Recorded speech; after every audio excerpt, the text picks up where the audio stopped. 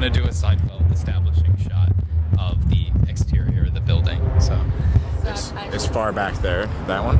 yeah, it's that one. So like I would get through the fence maybe. Okay. Ready?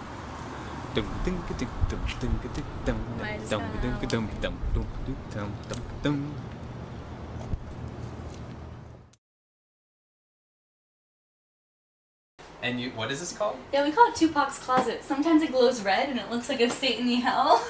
And we never really knew what was in there. But a couple months ago I had a velvet party where we all dressed in velvet, and that was the mandatory requirement to get into the party.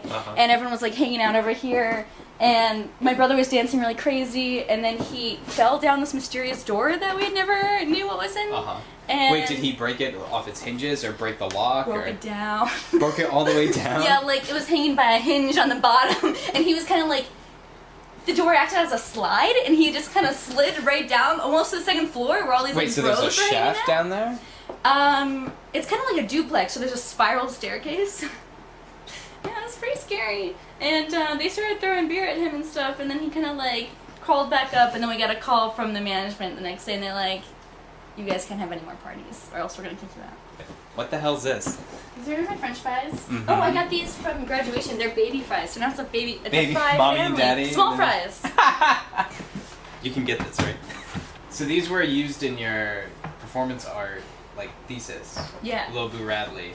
But then you told me that you met the creator, right? Oh my god, I told you that story already? Yeah, yeah. Oh my god, insane. So, I had to move these out of my studio, so I was carrying them one at a time to the subway.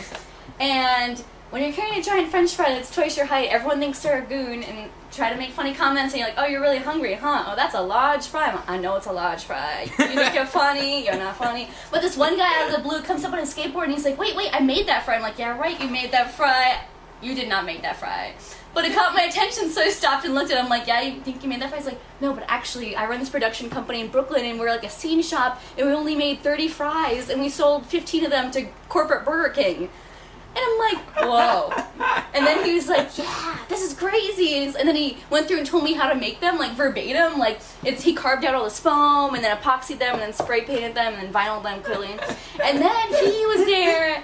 It was at Astor Place by the Cube, and he was there with his, like, skateboarding posse, and there's, like, 20 of them there, and every Sunday they're there, and it's called Slappy Sunday, where they all just do skate tricks by the Cube or whatever, and they're like, I know you probably, like, really love these fries a lot, but do you mind if we use them for a second? I was like, yeah, what do you want to do? And he's like, can we lay them in the middle of the road and do skateboarding tricks off of them? And I was like, yeah, sure, as long as we don't injure them, and they're like, sure, we won't injure them, and so... You know, they played with my fries for a little bit.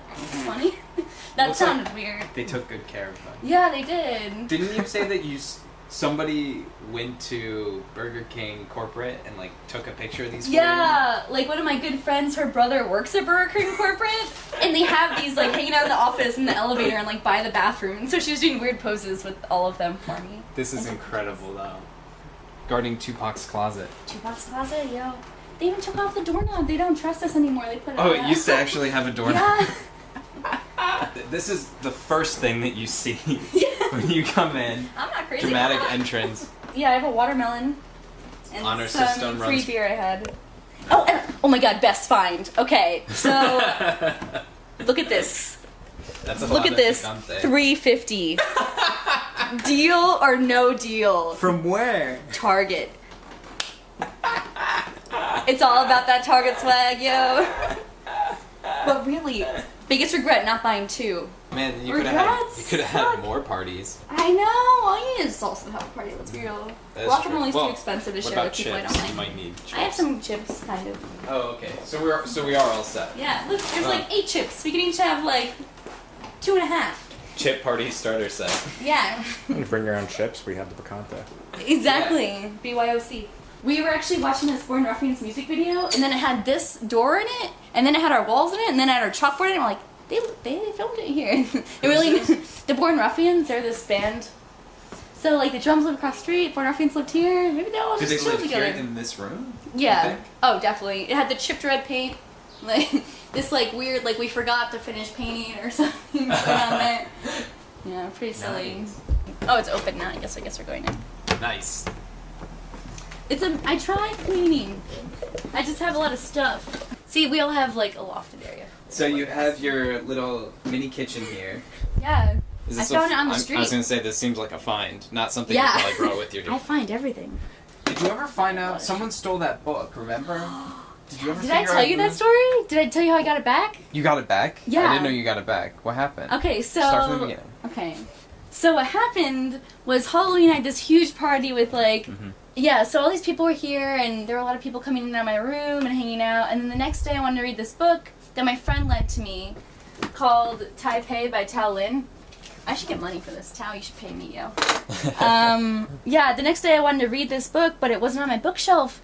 And the night at the party, my friend Indy, he was taking photos of all my stuff for some weird reason. So I was like, Indy, send me those photos you were taking in my room. And the book was there. And so 8 hours later, it was gone. So I'm like, someone at the party stole this shit. That's not okay. Well, you and texted people. You texted me. I texted everyone, like, because you were hanging out with you, and I trust you, so I like figured maybe you would see some mysterious action going or something.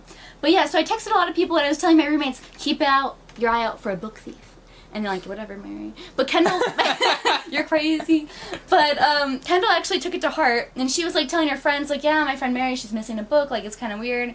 And then she's talking to her friend Gillian, I think, and Gillian's like, I heard this asshole saying that he steals a book at every party he goes to. It was probably him. 3 days later, we get invited to a party that's at this guy's house. And so... The same guy. The same guy who we think stole the book. I don't want to name names. Or in fact, I can't even forget his name. I, like, push that shit down deep. But, yeah, so 3 days later, we get invited to, like, a Thanksgiving Day party, like a couple weeks after that. And so I'm at a different party, like, a block down. I'm, like, getting ready. I'm like, okay, I'm going to go take this book back. And I'm, like, getting real pumped. Like, I can do this. I'm going to do this. I'm just going to do it. And then so I walked down to their house. Kendall, I think it was me, Kendall, and Joe. And we're going into the room, so we go in the first room. Oh no, this is this guy's room, this isn't his room. We go in the second room. Oh, this is someone else's room, this isn't his room. There's one room left, it's the third room. It's across the living room though, so everyone can see. It's like not in a hallway. And so I'm like, shit, how are we gonna get in here? Like, people are gonna see we're like opening a closed door and like being mischievous. But then these guys in front of me like, you want to smoke a J with me? And so I was like, yeah, sure. And they go into the room, so I just kind of follow them, and they go into the balcony and smoke. And I start like throwing, tearing shit tearing shit up. Like he has a whole stack filled with books. Like, so I just rip everything out, and I'm looking for it. And I find it, and I know it's his. I'm like, oh, it could be a copy. Like, I'm willing to give this guy the benefit of the doubt. However, my friend Zoe lent it to me. And it says, to Zoe, from Tao. And so I open the book, and I almost shriek. I'm like, this asshole, who does he think he is? And I start getting a little louder, because I'm just like, I found this book. Like, what are the odds? It's crazy. And then he walks in the door, and I'm like this, like, and he's like... Triumphant. But he's kind of weird. He, like, gets on the bed right next to me, and he lies down like this. And he's like, what do you think you're doing there? And I'm like, I'm taking my book back. Why'd you steal my book, you asshole? And he's like, I was gonna give it back. I'm like, yeah, right, you're gonna give it back? And he's like, it's not a big deal, I just took your book. No, it is a big deal. And I'm like, I'm getting louder. I don't know why, I just can't help it. And he's like being this huge asshole. That's he's probably like, why you're getting yeah, louder. probably. And this other guy comes in who's in Stern, and he's like, do you want me to beat them up for you? And it's me and my scrappy art friends. Like, are you really gonna beat me up? I'm 5 feet tall. Wait, he was saying that to his friend to beat you up? Yeah, this other party was 21st asking. century. Yeah, really though. He kept asking the guy who stole the book. He's like, "Do you want me to beat them up for you?" Like, this guy couldn't even beat me up himself, or it was just a weird thing. And so I was like, "No, you motherfucker! Like, I can't believe you did this! Like, how obnoxious! Like, I just couldn't believe it." And so then we kind of like knocked over some more books, and then we left. And then I was like, "Can't believe we found it! Can't believe we found it!" This is how this is how I really feel, guys. This picture was hanging on my table for a while. Before my thesis show, no, on the kitchen table. Oh, okay. And before my thesis show, my friend Meg, like, framed it for me. She's like, good luck, Mary. And she gave me cupcakes. She's like, kill it out there, little boo. As, like, my rap performer's name is Little Boo and everything. And so it's just been hanging out on my table, this, like, framed weird photo of me or whatever. And my mom came and stayed with me for graduation. And she looks at the photo and she's like, that rapper looks a lot like you, doesn't it? And I'm like, yeah, it kind of does. Isn't that weird? And she's like, yeah, it's really weird. And then we both walked away. She has no idea, like, that it's actually me or, like, what it's about. And I, like... Does your mom not understand your art? Yeah. My mom really likes, like, landscapes and drawings and stuff. Sorry, Mom. Is your mom an artist? No. No? Yeah. Little Boo Radley, that's me. Or rather, my rap persona. Yeah, I kind of took her on as a way to say things when I couldn't actually say things. Wait. I have an idea. Even though it's really hot in here. Oh, it's the original. The original. Yeah, it was like this rap persona I took on to talk about things that I felt like kind of uncomfortable to talk about in real life. Like, in real life, I talk really fast, honestly, because I'm afraid people are gonna stop paying attention. Yeah, so it was kind of a way to, like, say things that really meant something to me without being afraid. Because I feel like rappers have so much, like, power and, like, energy, and people listen to them and stuff, so, yeah, it was a way to do that, kind of.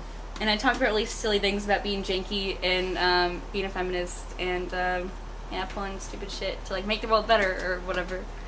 I worked at a children's art camp at the Queens Museum, and I would do beads with them, but I'd have to do them kind of privately because I'd make bracelets like these, and my boss would probably not like seeing this. But it says janky bitch. Thank you, Queens Museum Summer Program. Yeah, represent. You said that you were talking about feminism, about being janky. Yeah, about not being afraid to be scrappy, or like being dirty, or like not really giving a fuck. Like, and it's more than feminism. It's just being about, like, you know, questioning what roles we're given and, like, questioning what ideals our society forces upon us, you know.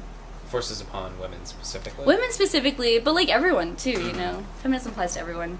Yeah, I can fit on it, like, in a circle. I believe it. Did you really sleep on it? Yeah. Like, how long? Like a month I slept on this. Wow. It's actually not that bad. Dedication. See? I don't think it's that bad. Yo, my name is Mary Boo Anderson, and this is my space.